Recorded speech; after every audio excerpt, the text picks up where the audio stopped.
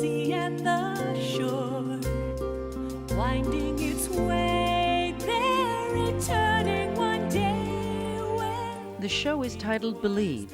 It is a magnificent display of the incredible bond between man and killer whales. Two worlds, two different species, trying to bridge the gap between them. And how do you bridge that gap? You believe. Tells us we're part of something far greater. The idea of Believe was actually born from the whale itself. As you can see from the whale tail behind me, from the behaviors that are in the show, and even the music that was composed in the show, it all came from the animal itself. These whales are amazing animals, and they brought with them the whale concept of this particular show. The way they can move about the water, their finesse, their power, and their agility, it's indescribable. And I think that's one thing people never get tired of seeing.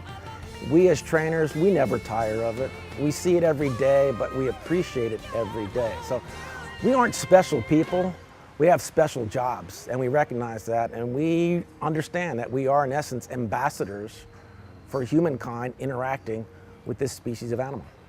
There's behavior in the show where we turn all the sprayers on, we get on the whale, and we zoom to the bottom of the pool, and we leap up out of the water, jump over the sprayers, come down with the whale. That's just plain fun.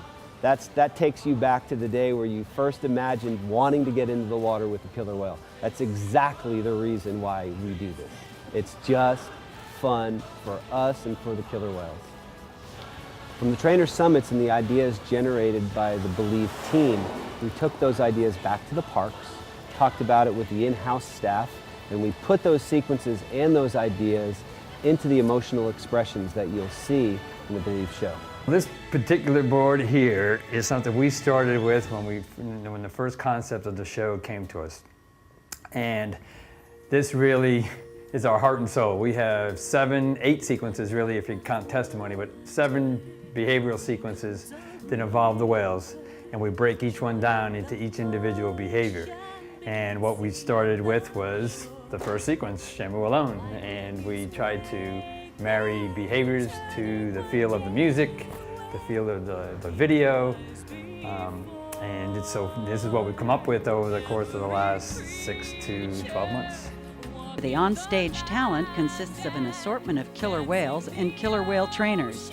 The production team, however, is a cross between Broadway extravaganza and Hollywood blockbuster.